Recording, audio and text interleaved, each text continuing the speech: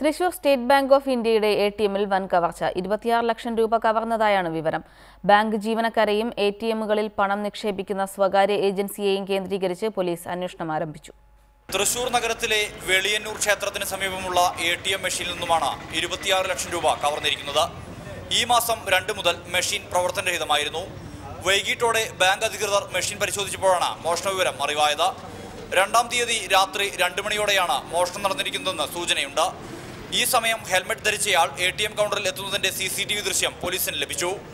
ഇതിനുശേഷം ക്യാമറ പ്രവർത്തനരഹിതമാവുകയായിരുന്നു. മെഷീനിലെ 5 അറകളിൽ 3 എണ്ണത്തിലാണ് പണം നിക്ഷേപിച്ചിരുന്നത്.